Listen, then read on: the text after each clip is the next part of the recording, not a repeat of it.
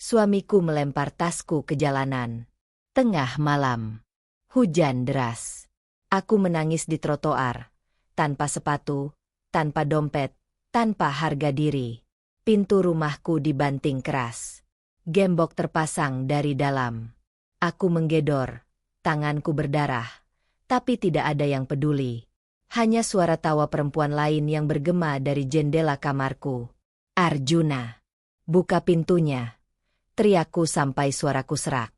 Dia membuka pintu sedikit. Wajahnya dingin. Mata yang dulu menatapku dengan cinta kini kosong seperti menatap sampah. Pergi. Kamu tidak dibutuhkan lagi di sini. Aku terdiam. Tidak percaya. Itu rumahku. Aku yang beli rumah ini dengan uangku sendiri. Dia tersenyum sinis. Rumah ini atas namaku. Sayang. Kamu lupa. Kamu yang bilang namaku saja yang dicantumkan biar praktis.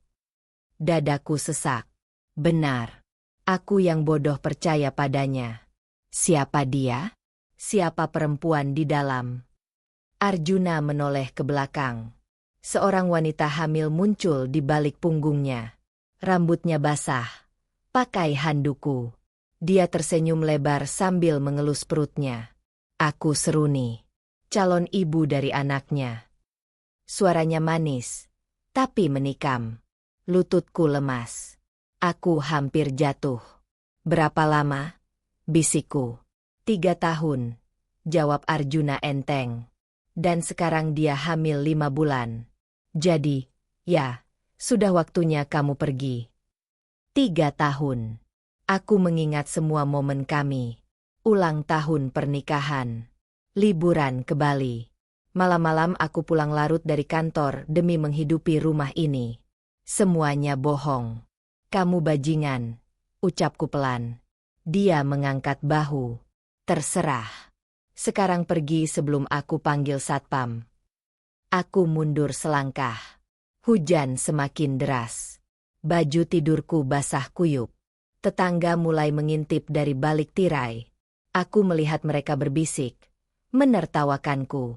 Tidak ada yang menolongku. Aku berjalan gontai ke pinggir jalan. Kakiku terluka karena kerikil tajam.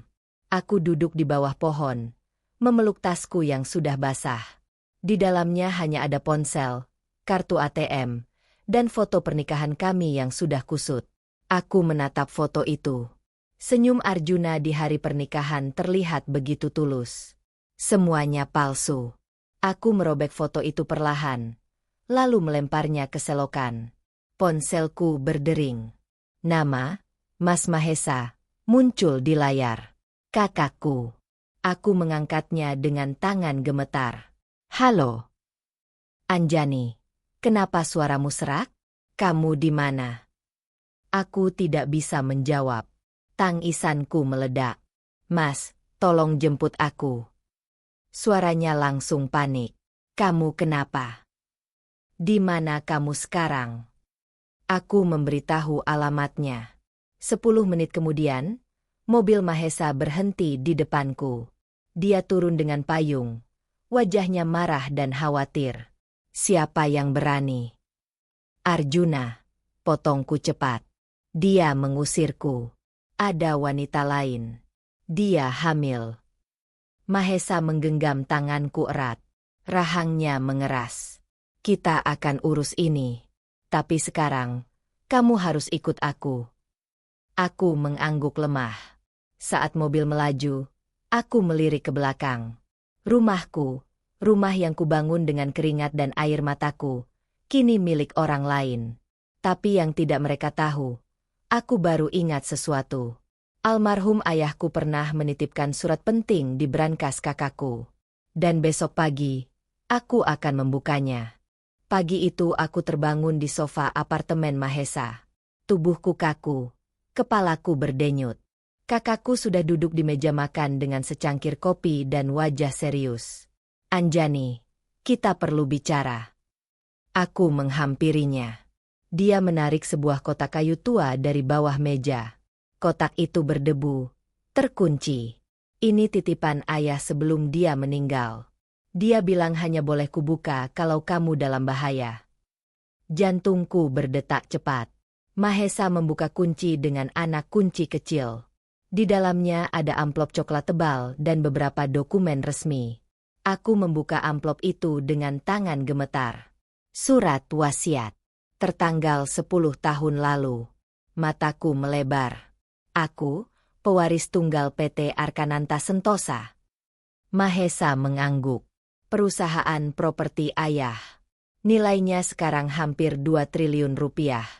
Semua asetnya atas namamu sejak kamu berusia 21 tahun.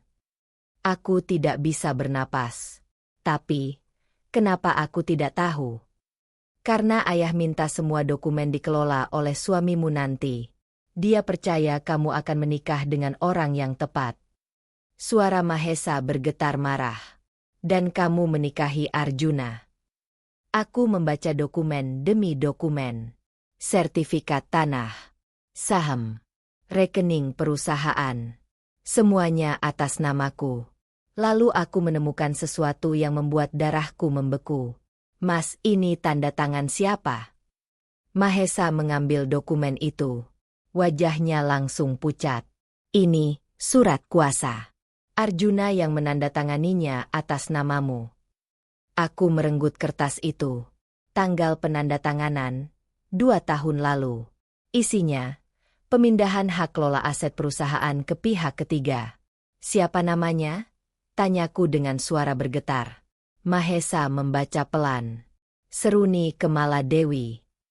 Perempuan yang hamil itu. Aku berdiri terlalu cepat sampai kursi terjatuh. Kepalaku pusing. Tapi amarahku lebih kuat. Dia mencuri perusahaanku. Dia merencanakan ini dari awal. Mahesa menggenggam pundakku. Tenang. Kita bisa lawan ini. Tapi aku butuh kamu fokus. Aku menarik napas panjang. Tanganku masih gemetar. Tapi otakku mulai bekerja.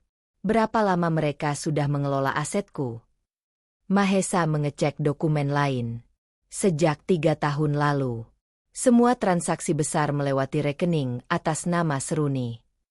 3 tahun. Sama dengan hubungan Arjuna dan perempuan itu. Berarti sejak awal, aku hanya alat bagi mereka.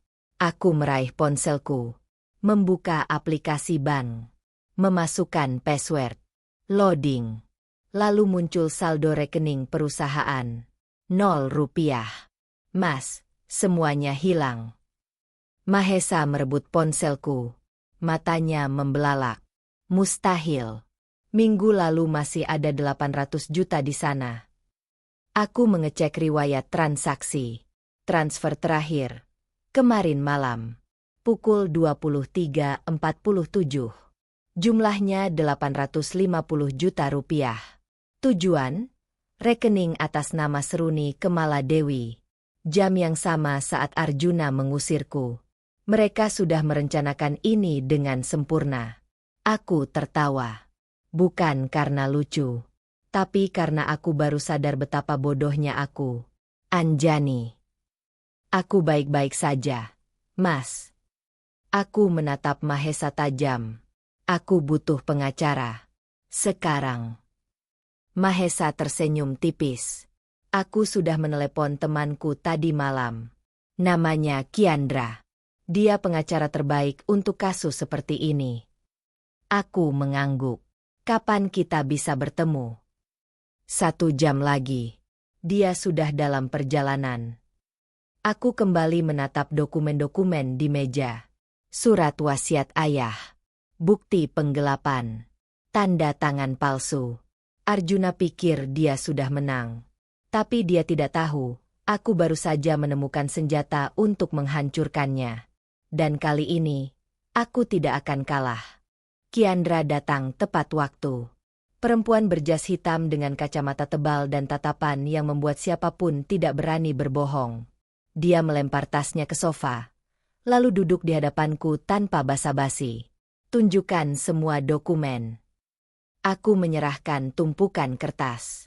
Dia membaca cepat. Matanya bergerak seperti mesin pemindai. 5 menit kemudian, dia menutup dokumen terakhir dengan keras. Ini bukan selingkuh biasa. Ini kejahatan terorganisir. Mahesa duduk di sampingku. Bisa dijelaskan? Kiandra membuka laptopnya. Jari-jarinya mengetik cepat. Layar menampilkan rekening bank atas nama Seruni Kemaladewi.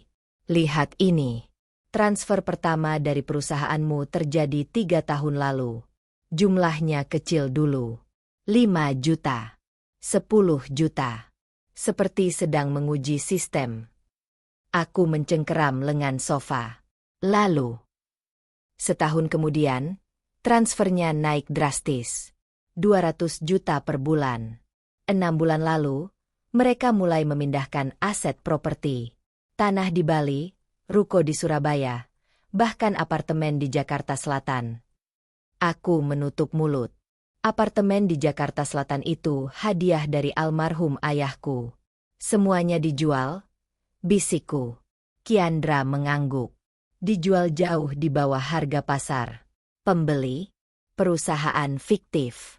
Pemiliknya, Seruni dan Arjuna. Mahesa memukul meja. Bajingan. Aku diam. Otakku terlalu penuh. 6 tahun pernikahan. 6 tahun aku bekerja siang malam. 6 tahun aku percaya setiap kata manisnya. Berapa total kerugianku? Kiandra menatapku tajam. 1,7 miliar rupiah. Belum termasuk aset properti yang dijual. Angka itu menamparku keras. Aku tidak menangis. Tidak berteriak. Hanya duduk membeku. Anjani. Kiandra condong ke depan. Aku butuh kamu fokus. Kita masih punya waktu untuk menghentikan mereka. Aku mengangkat kepala. Apa maksudmu? Dia menarik dokumen baru dari tasnya. Aku sudah melacak aktivitas mereka. Besok pagi, Arjuna dan Seruni akan ke notaris untuk menandatangani akta jual beli properti terakhir. Rumah di Bandung. Itu satu-satunya aset yang belum berpindah tangan. Jantungku berdetak cepat. Rumah itu milik nenekku. Dia wariskan untukku sebelum meninggal. Kiandra tersenyum tipis. Dan mereka mau jual seharga 500 juta. Padahal harga pasarnya 2 miliar. Aku berdiri. Kita harus hentikan mereka. Betul. Tapi aku butuh bukti lebih kuat. Kiandra mengetik lagi. Aku perlu akses ke email Arjuna. Atau chat pribadi mereka. Aku terdiam. Emailnya, aku tahu passwordnya. Mahesa menatapku kaget. Serius? Dia pakai tanggal lahirku. Dia bilang itu karena dia sayang aku. Suaraku sinis. Kiandra memutar laptopnya ke arahku. Masuk sekarang. Kita tidak punya banyak waktu. Aku mengetik alamat email Arjuna. Memasukkan password. Loading. Masuk. Inboxnya penuh. Aku scroll cepat. Lalu menemukan folder bernama Proyek S. Aku klik. Ratusan email. Semua komunikasi antara Arjuna dan Seruni. Rencana detail. Jadwal transfer uang. Bahkan, tangkapan layar percakapan mereka yang menertawakan aku. Istrinya bodoh. Dia percaya apapun yang kukatakan.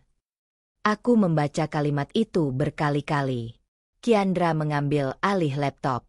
Dia mendownload semua file. Ini cukup. Kita bisa laporkan mereka ke polisi sekaligus ajukan gugatan perdata. Mahesa merangkulku. Kamu kuat, Anjani. Aku tidak menjawab. Aku menatap layar laptop. Di salah satu email, ada lampiran foto.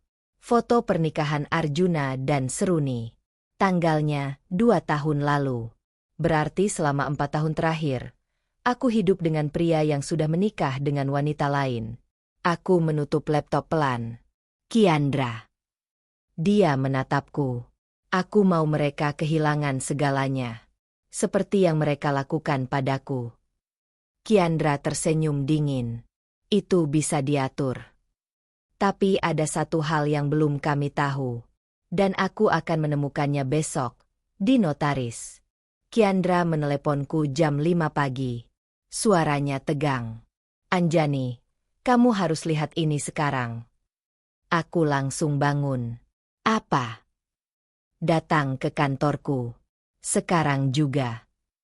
Aku tiba 20 menit kemudian. Kiandra sudah menunggu dengan layar laptop terbuka. Wajahnya pucat. Aku minta investigator pribadiku menggali latar belakang Seruni. Dia memutar layar ke arahku.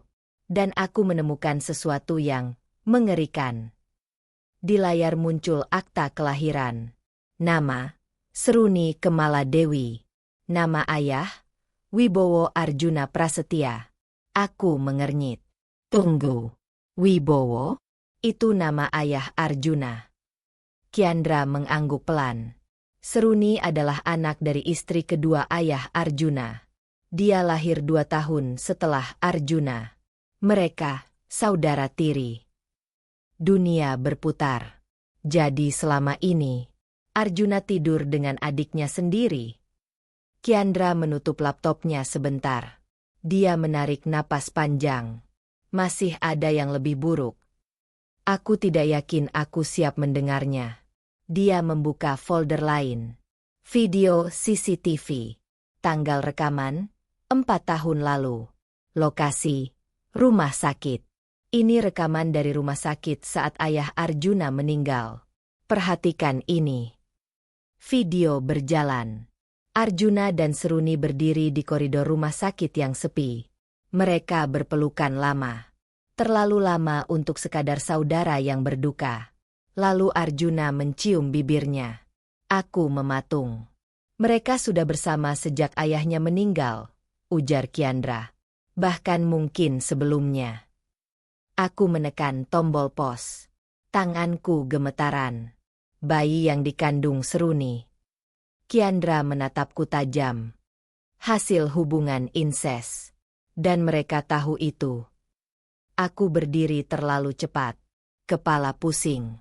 Perut mual. Kenapa mereka tetap mempertahankan kehamilannya? Kiandra membuka dokumen berikutnya. Email antara Arjuna dan seseorang bernama Dr. Hendra. Mereka sudah konsultasi dengan dokter. Bayi berisiko tinggi cacat genetik.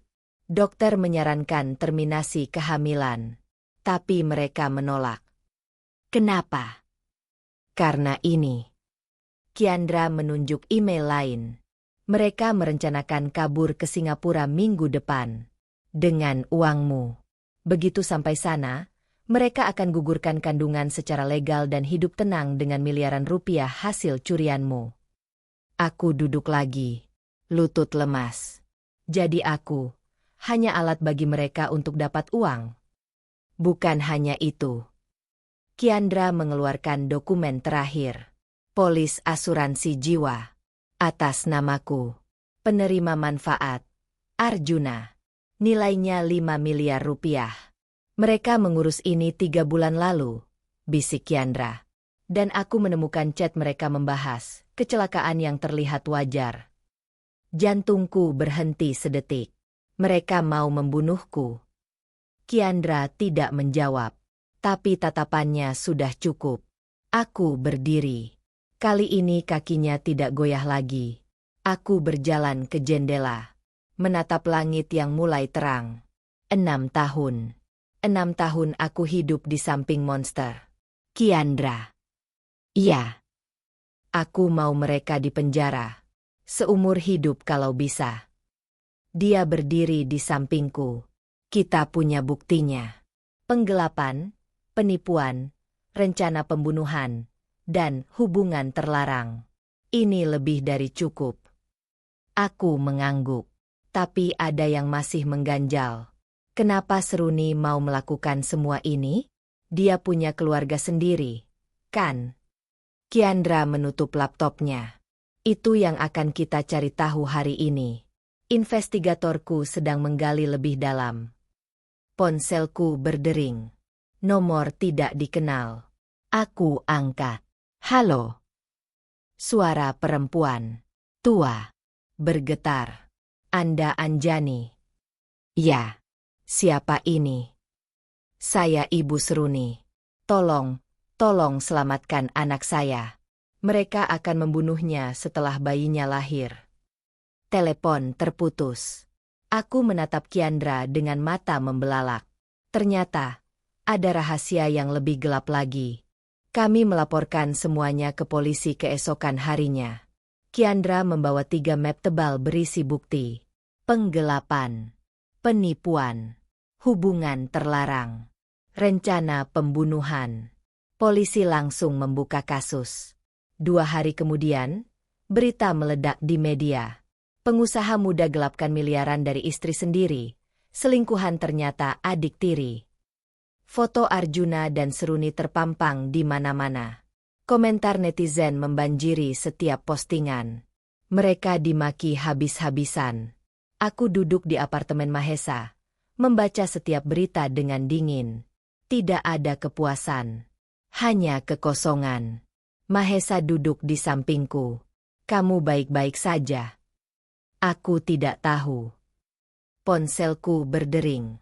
Nomor Arjuna. Aku abaikan. Dia menelepon lagi. Dan lagi. 10 kali berturut-turut. Lalu pesan masuk.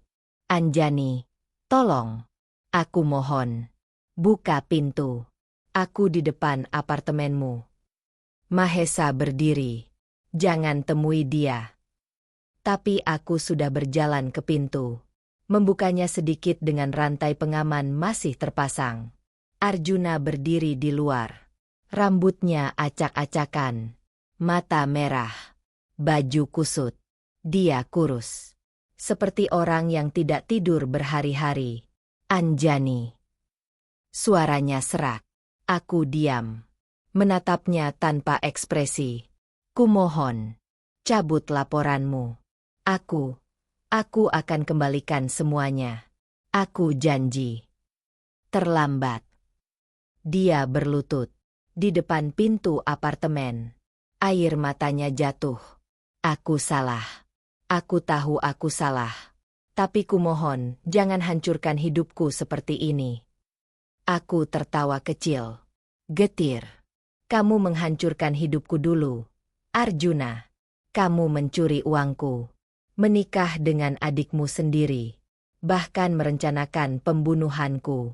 Dan sekarang kamu minta belas kasihan. Wajahnya pucat. Aku tidak pernah benar-benar mau membunuhmu.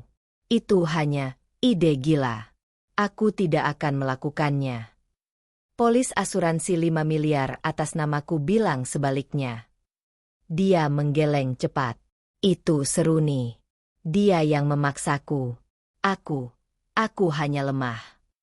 Mahesa muncul di belakangku. Pergi sebelum aku panggil satpam. Arjuna menatapku putus asa. Anjani, kumohon. Demi semua kenangan kita. Kenangan apa? Potongku tajam. 6 tahun kebohongan?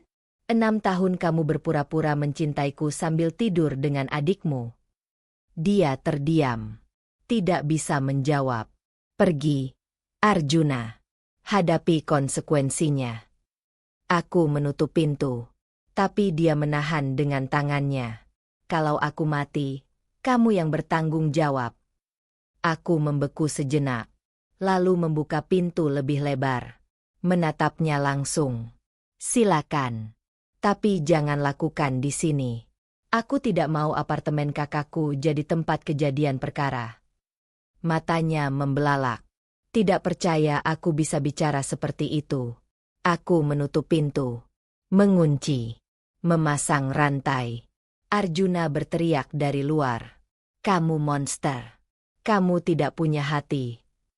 Mahesa merangkulku. Tubuhku gemetar. Bukan karena takut, tapi karena aku baru menyadari. Aku benar-benar tidak merasakan apa-apa lagi untuknya. Tidak ada cinta. Tidak ada benci. Tidak ada kasihan. Hanya hampa. Setengah jam kemudian, satpam apartemen menelepon. Arjuna sudah pergi. Tapi dia meninggalkan amplop di meja resepsionis. Mahesa mengambilnya. Di dalam ada selembar kertas. Aku akan membuktikan padamu. Aku bukan monster. Aku akan selesaikan semuanya. Aku meremas kertas itu, melemparnya ke tempat sampah. Dia akan kabur, ujar Mahesa. Aku menggeleng. Dia tidak akan kabur. Dia akan melakukan sesuatu yang lebih bodoh. Kiandra menelepon malam itu. Anjani, ada perkembangan. Seruni masuk rumah sakit. Pendarahan hebat. Kehamilannya kritis. Jantungku berdegup cepat. Dan Arjuna. Dia yang membawa Seruni ke rumah sakit. Tapi, ada yang aneh. Saksi bilang mereka bertengkar hebat sebelum Seruni pingsan. Aku menutup mata. Sesuatu yang buruk akan terjadi. Dan aku akan berada di tengahnya. Sidang pertama dijadwalkan seminggu kemudian. Ruang pengadilan penuh dengan wartawan. Kamera di mana-mana. Aku duduk di barisan depan bersama Kiandra dan Mahesa. Arjuna masuk dengan Seruni. Perutnya sudah besar. Wajahnya pucat. Dia berjalan tertatih. Dipegangi Arjuna. Mata kami bertemu sebentar. Dia langsung menunduk. Hakim masuk. Sidang dimulai. Kiandra membacakan dakwaan. Penggelapan aset. Pemalsuan dokumen. Hubungan inses. Rencana pembunuhan. Pengacara Arjuna membantah semua tuduhan. Dia bilang aku yang memfitnah karena cemburu. Aku hanya duduk diam. Membiarkan bukti yang berbicara. Kiandra menampilkan email. Rekaman CCTV. Transfer bank. Polis asuransi. Satu persatu. Wajah Arjuna semakin pucat. Lalu tiba-tiba Seruni berdiri. Tubuhnya goyah. Saya tidak tahan. Dia memegang perutnya. Wajahnya meringis kesakitan. Seruni. Arjuna menghampirinya. Tapi Seruni mendorongnya. Jangan sentuh aku. Semua orang terdiam. Seruni menatap hakim dengan air mata mengalir. Yang mulia, saya mau mengaku. Ini semua salah saya. Arjuna menarik lengannya. Seruni, jangan. Lepaskan aku, teriaknya keras. Hakim mengetuk palu. Tenang. Saksi, silakan bicara. Seruni menarik napas gemetar. Saya yang merencanakan semuanya. Saya yang menyuruh Arjuna menggelapkan uang Anjani. Saya yang... Tubuhnya tiba-tiba melipat. Dia jatuh ke lantai. Darah. Banyak sekali. Pengadilan ricuh. Orang-orang berteriak. Petugas memanggil ambulans. Aku berdiri. Jantung berdebar. Tapi kaki tidak bergerak. Kiandra menarik tanganku. Jangan dekati mereka. Arjuna berlutut di samping Seruni. Menangis histeris. Bertahanlah. Kumohon. Para medis datang. Membawa brankar. Seruni dibawa keluar dengan cepat. Tapi sebelum pintu tertutup, dia menatapku. Bibirnya bergerak pelan. Maafkan aku. Sidang ditunda. Aku, Kiandra, dan Mahesa menunggu di luar ruang pengadilan. Wartawan mengerumuni kami. Kiandra mengusir mereka semua. 2 jam kemudian, Arjuna keluar dari rumah sakit. Matanya kosong. Dia berjalan lurus ke arahku. Kamu puas sekarang? Bisiknya dingin. Bayinya mati. Seruni hampir mati. Semua gara-gara kamu. Aku menatapnya tajam. Gara-gara aku. Kiandra melangkah maju. Tuan Arjuna, saya sarankan Anda diam sebelum. Sebelum apa? Bentaknya. Kamu sudah menghancurkan hidup kami. Bayiku mati karena stres yang kamu buat. Aku tertawa pahit. Bayimu? Bayi hasil hubungan dengan adikmu sendiri. Arjuna diam. Rahangnya mengeras. Dan soal keguguran. Kiandra membuka tabletnya. Saya punya bukti medis dari rumah sakit. Seruni tidak keguguran karena stres. Dia memutar layar. Laporan toksikologi. Seruni mengonsumsi misoprostol dosis tinggi 2 hari sebelum sidang. Obat penggugur kandungan. Dia sengaja membunuh bayinya sendiri. Arjuna mundur selangkah. Tidak mungkin. Kiandra menunjukkan bukti lain. Screenshot chat antara Arjuna dan Seruni dari 3 hari lalu. Kita harus gugurkan bayinya sebelum sidang. Kalau sampai ada tes DNA, semuanya terbongkar. Tapi, bagaimana caranya tanpa dicurigai? Aku yang minum obatnya. Lalu pura-pura keguguran di pengadilan. Semua orang akan menyalahkan Anjani. Hakim akan kasihan pada kita. Aku membaca chat itu dengan mual merayap di perut. Mereka merencanakan ini. Membunuh bayi mereka sendiri hanya untuk menghindari bukti DNA. Arjuna berlutut. Tidak di hadapanku, tapi di hadapan kenyataan yang menghancurkannya. Kami hanya tidak mau bayinya lahir cacat karena... Suaranya putus. Karena dia hasil inses. Ucapku dingin. Dan kalian tahu itu dari awal. Tapi tetap mempertahankan kehamilan sampai uangku habis. Lalu membunuhnya saat tidak berguna lagi. Arjuna menutup wajahnya. Menangis. Tapi aku tidak merasa kasihan. Aku merasa muak. Kiandra menutup tabletnya. Bukti ini akan kami serahkan ke pengadilan. Pembunuhan berencana terhadap janin. Ditambah semua tuduhan sebelumnya. Aku berbalik. Berjalan menjauh. Mahesa menyusulku. Anjani, kamu yakin tidak apa-apa? Aku mengangguk. Tapi tanganku gemetar. Aku menang. Secara hukum, aku menang. Tapi melihat mereka hancur seperti ini, rasanya seperti menang dengan cara yang salah. Atau mungkin, ini memang keadilan yang pahit. Dan besok, aku harus kembali ke pengadilan untuk mendengar vonis mereka. Vonis dijatuhkan 3 minggu kemudian. Hakim membacakan putusan dengan suara tegas. Terdakwa Arjuna Wibowo Prasetya terbukti bersalah atas penggelapan aset, pemalsuan dokumen, dan hubungan terlarang. Dihukum penjara 12 tahun. Arjuna tidak bereaksi. Hanya duduk dengan kepala tertunduk. Terdakwa Seruni Kemaladewi terbukti bersalah atas turut serta dalam penggelapan aset dan pembunuhan berencana terhadap janin. Dihukum penjara 10 tahun. Tapi Seruni tidak ada di ruang sidang. Dia kabur seminggu setelah keluar dari rumah sakit. Polisi masih mencarinya. Hakim mengetuk palu terakhir kali. Selesai. Aku berdiri. Keluar dari ruang pengadilan tanpa menoleh ke belakang. Wartawan mengerumunku, tapi Kiandra dan Mahesa menghalau mereka. Semua asetku dikembalikan. Rumah, tanah, perusahaan, rekening bank. Bahkan rumah yang dulu Arjuna pakai untuk mengusirku, kini kembali atas namaku. Tapi aku tidak mau rumah itu lagi. Aku menjualnya. Membeli rumah baru di kawasan yang tenang. Rumah dengan taman luas dan jendela besar yang menghadap matahari pagi. Rumah yang tidak punya kenangan dengan siapapun. Malam pertama di rumah baru, aku duduk sendirian di ruang tamu. Lampu redup. Secangkir teh hangat di tangan. Semua barang-barangku sudah tertata rapi. Tapi rasanya kosong.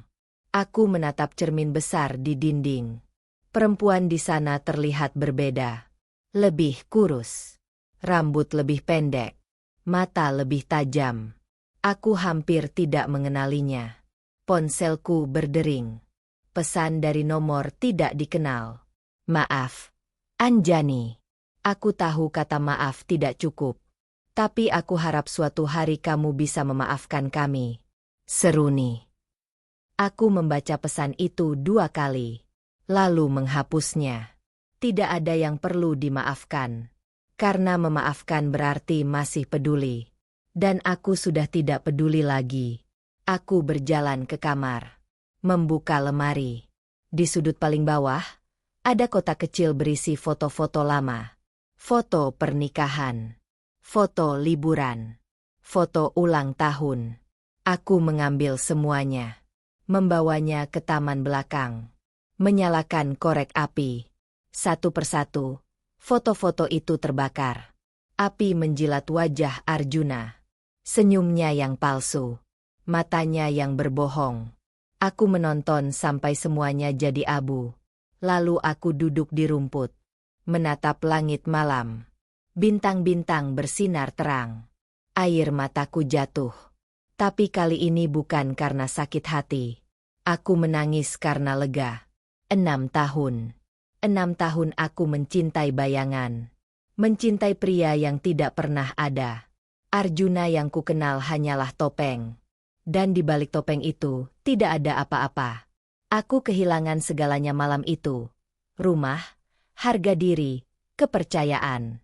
Tapi pagi ini, aku menemukan sesuatu yang lebih berharga. Diriku sendiri. Aku berdiri. Membersihkan air mata. Kembali masuk ke rumah. Besok, aku akan kembali mengelola perusahaan. Membangun kembali apa yang nyaris hancur. Tidak untuk Arjuna. Tidak untuk siapapun. Tapi untuk perempuan di cermin tadi, yang akhirnya belajar bahwa dia tidak butuh siapapun untuk berdiri tegak. Aku mematikan lampu. Berbaring di kasur baru yang empuk. Dan untuk pertama kalinya dalam 6 tahun, aku tidur nyenyak tanpa mimpi buruk. Karena akhirnya, aku bebas. Bukan dari Arjuna, tapi dari versi diriku yang dulu, yang percaya bahwa cinta bisa menyelamatkan segalanya. Sekarang aku tahu, yang bisa menyelamatkanku, hanya aku sendiri.